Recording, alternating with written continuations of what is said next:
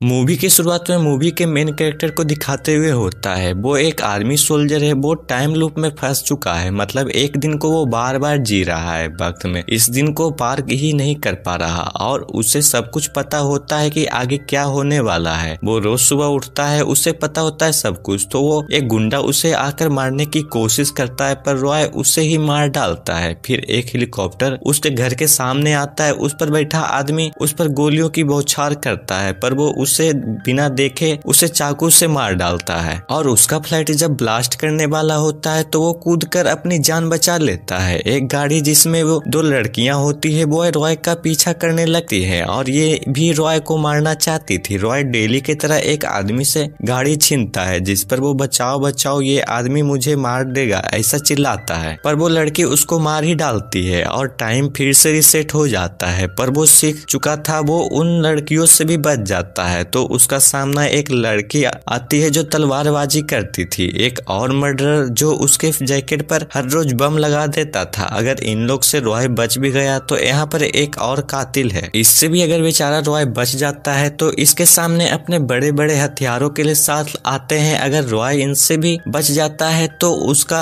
हमशक्ल एक आदमी है जो रॉय को मार देता है। ऐसे बहुत सारे लोग हैं जो रॉय को मारते रहते हैं। अगर वो एक से बचता है तो दूसरा मार देता है, दूसरा से बच गया तो तीसरा से, लेकिन रॉय कुछ भी कर ले रोज उसे किसी न किसी से मर ही जाता है। हम लोग को पता चलता है कि उसकी एक वाइफ भी है और उसे रॉय के टाइम लूप के बारे में अच्छे से पता होता है। एक दिन मौका देखकर अपनी वाइफ को कॉल करता है। उसकी वाइफ एक लैब में काम करती है तो फोन उसका बॉस उठाता है, रॉय को बताता है कि तुम्हारी वाइफ का एक्सीडेंट हुआ था जिसमें उसकी मौत हो गई है। अब हर रोज रॉय एक होटल में जाता है जहाँ वो हमेशा से एक लड़की को देखते रहता है जिसे वो पसंद करता है। यही एक आदमी इसका दोस्त बन जाता है जो हमेशा से उसे समझाता रहता है कि कभी भी गलत काम नहीं करने चाहिए, जैसे कि खून, चोरी, बाकी के बुरे काम। इससे हमारे माशरे और सिक्योरिटी पर बहुत बुरा असर पड़ता है। लेकिन रॉय उसकी बातों पर ध्यान जरा भी नहीं देता, उसी लड़की को देखते रहता है। तभी घड़ी में 12 बज जाते हैं और 5 लोग उसे मारने आ गए और उसे गोलियों से भून दिया। अब हमें उसके टाइम लूप से पहले की समय दिखाते हैं जहाँ वो अपनी वाइफ के लैब में सिक्योरिटी के लिए अपना इंटरव्यू देने गया था। पता चलता है कि सिक्योरिटी की जरूरत ऑफिस वालों को नहीं, जयमा को है। अचानक से रॉय के सर से बाल काट लिए और उसका व्यवहार बड़ा ही अजीब था। रॉय जयमा से पूछता है क्या उसके जन्मदिन का भेजा हुआ तोहफा मिल गया है। जयमा रॉय को गले लगाकर कहती है कि ऑरिस बर्ड को वो याद रखे। तभी वहाँ 3 गार्ड्स आज पहुंचे और रॉय को बाहर भेज दिया। उसके बाद उसकी वाइफ को बुलाकर काफी डांटता है उसका बॉस और कहता है जब तुम्हें पता है कि लैब में बाहर वाला कोई भी इंसान नहीं आ सकता तो तुमने फिर उसे यहाँ किस लिए बुलाया। बहुत गलत किया तुमने, इसकी बहुत बड़ी कीमत चुकानी पड़ेगी तुमको। इसी रात रॉय जब रात में बैठा था और उसके पास लड़की भी बैठी होती है जो पेशे से डेंटिस्ट है। उन दोनों के बीच काफी अच्छी दोस्ती हो जाती है। जब वो लड़की उसके पास नहीं होती तब उसकी वाइफ की कॉल आती है जो कहती है मेरी बात सुनो, मैं बहुत बड़ी काम करने वाली हूँ इसलिए मुझे तुम्हारी मदद चाहिए। लेकिन उसका बॉस टेलीफोन का तार काट कर डिस्कनेक्ट कर देता है और वो अपनी पूरी बात रॉय को नहीं बता पाती। उसके बाद वो रॉय का खून और बालों का सैंपल उस मशीन में रखने की कोशिश करती रहती है, लेकिन उसको ऐसा करता इसका बॉस देख लेता है और उसे रोकने के लिए अपने गार्ड्स को भेजता है उसे रोकने। अब इसी सीन के साथ रॉय का ख्याल खत्म हो जाता है। ध्यान से बाहर आते ही रॉय का बर्थडे गिफ्ट याद आता है। जब वो अपने गिफ्ट को खोलता है तो उसमें एक किताब होता है जिसका नाम ओसिरस है। उसकी वाइफ ने उसके कान में भी यही शब्द बोली थी। तब फिर से यहाँ हेलीकॉप्टर आ जाता है पर हमेशा की तरह वो फिर भाग निकलता है और एक सीक्रेट जगह पर आकर इस किताब को पढ़ने लगता है। किताब की कहानी पढ़ने के बाद रॉय सोचता है कि ये कहानी मेरी हेल्प कैसे करेगी। तब वो अपने बेटे को देखकर उसका पीछा करने लगता है अपने बेटे से बात करने के लिए। तब हम देखते हैं वहाँ पे सभी स्क्रीन में तकनीकी दिक्कत आ गई है पर उस तरफ रॉय का ध्यान नहीं जाता। रॉय अपने बेटे से जाकर पूछता है कि बेटा इस वक्त तुम्हें स्कूल में होना चाहिए, तुम यहाँ पर क्या कर रहे हो। इसके बाद वो अपने बेटे को लेकर उस जगह से बाहर निकल जाता है। जब वो टाइम देखता है तो 12:50 बज रहे होते हैं। वो सोचता है कि रोज वो सारे कातिल 12:48 में यहाँ आ जाते थे पर 12:50 हो रहे हैं, अब तक वो लोग नहीं आए। इतना मुझे पता है कि उन्होंने मेरे अंदर छोटी सी चिप लगाई हुई है, मुझे ढूंढने के लिए अब तक आ जाना चाहिए, अभी तक आए नहीं। इतने सोचने ही था कि वो कातिल वहाँ पर आ जाते हैं, फिर से उसे मार ही देते हैं। फिर दिन दोबारा शुरू आ जाता है। अब रॉय अपने होटल वाले दोस्त के पास जाता है जो उसे समझा रहा होता है कि मुझे लगता है कि मेरे अंदर किसी ने चिप लगाई हुई है, मुझे ढूंढने के लिए तुम जानते हो ना कि वो डिवाइस कहाँ पे लगती है। जिस पर उसका दोस्त कहता है मुझे तो उतना नहीं पता, पर इसे 100% दांतों में लगाया जाता है। ये सुनते ही रॉय फिर से पास्ट को याद करता है। दरअसल एक बार रॉय डेंटिस्ट लड़की से मिला था जो रॉय के ड्रिंक में कुछ मिला दिया था जिससे वो बेहोश हो गया था। बेहोश होते ही उस डेंटिस्ट लड़की ने उसके अंदर वो डिवाइस लगा दिया था और ये सब किसी ने नहीं बल्कि उसी बॉस ने कहने पर किया गया था। उसी डेंटिस्ट का इस्तेमाल करके रॉय के दांतों में वो डिवाइस लगाई। अगर वो एक आदमी से बच जाएगा तो दूसरा उसे ढूंढ कर मार ही देगा।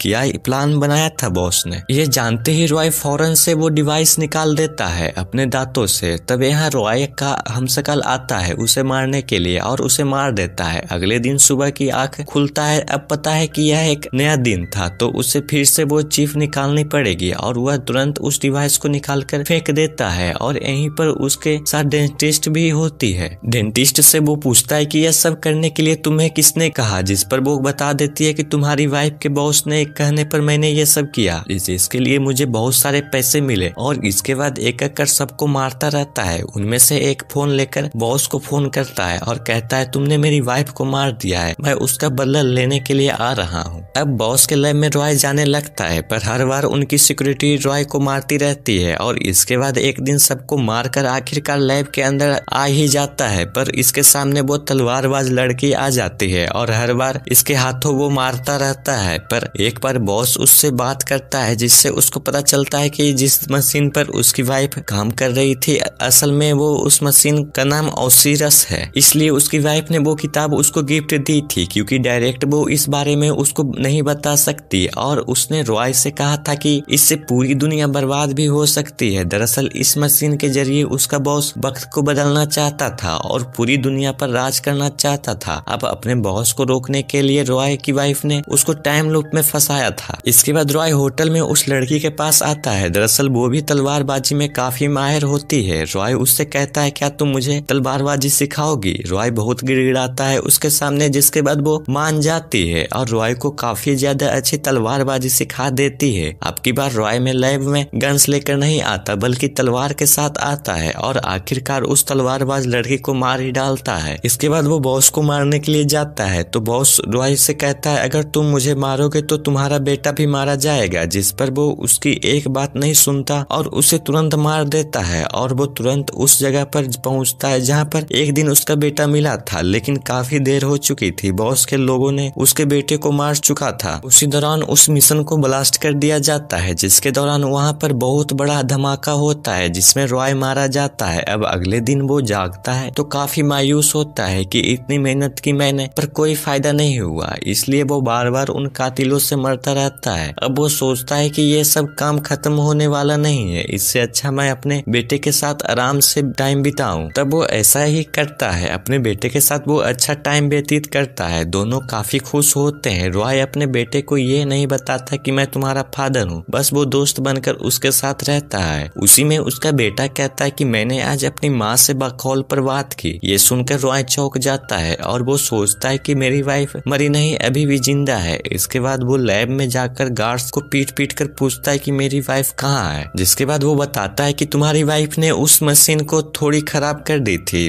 ताकि बॉस उसे इस्तेमाल ना कर पाए। जब बॉस को इस बारे में पता चला तो उसने तुम्हारी वाइफ को मार दिया। कैमरास के जरिए पता चलता है कि इन्होंने उसकी वाइफ को 7-14 मिनट पर मारा था। तो वो अपनी वाइफ को बचाने के लिए खुद को ही गोली मार लेता है। तो वो 7 बजे दोबारा अगले दिन उठता है। अब उसे अपने वाइफ को बचाने के लिए उसके पास सिर्फ 14 मिनट है। हम लोग जानते हैं कि एक रॉय के बंगले के सामने हेलीकॉप्टर आता है जिसकी मदद से वो बॉस के लैब में जाता है। जिसके बाद वो हेलीकॉप्टर पर लगे गन से वहाँ के सभी गार्ड्स को मार डालता है जिनको 7-14 मिनट पर उसकी वाइफ को मारने जा रहे थे। किसी तरह से रॉय अपनी वाइफ को बचा लेता है। उसकी वाइफ रॉय से माफी मांगती है कि ना चाहते हुए भी मुझे उस टाइम लूप में तुम्हें फंसाना पड़ा। उस कातिल बॉस को रोकने के लिए मेरे पास और कोई रास्ता नहीं था और ये बात मैं तुम्हें साफ साफ नहीं बता सकती थी क्योंकि बॉस के गार्ड्स ने मेरे ऊपर लगातार नजर बनाई रखी थी। इसलिए मैंने तुम्हें टाइम लूप में फंसाया और जानबूझकर मशीन में खराबी कर दी। ये सब तुम्हारे जरिए ही किया। मैंने तुम्हारे खून का और बालों का जो सैंपल लिया था मैंने उसे मौका देखकर इस मशीन में डाल ही दिया। तुम इस मशीन में जाकर सब कुछ फिर से ठीक कर सकते हो। अगर तुम इस मशीन में जाओगे तो टाइम रिसेट हो जाएगा और तुम अपने वक्त की दोबारा से शुरू कर सकते हो और टाइम लूप से तुम्हारी जान छूट जाएगी और टाइम लूप खत्म हो जाएगा और तुम दिन में आगे बढ़ जाओगे। जिस रॉय को मैं चाहती थी कि वो अच्छा इंसान बने, आखिरकार वो वैसा बन गया और अपनी वाइफ बच्चे को बचाने के लिए अपनी जान खतरे में डाली। उसके बाद वो अपने वाइफ को आखिर बार बाय कहकर उस मशीन में चला जाता है और इसी के साथ ये मूवी यहीं खत्म हो जाती है। अगर आप लोग को वीडियो अच्छा लगे तो वीडियो को लाइक और चैनल को सब्सक्राइब कर देना। तब तक के लिए बाय बाय, जय हिंद।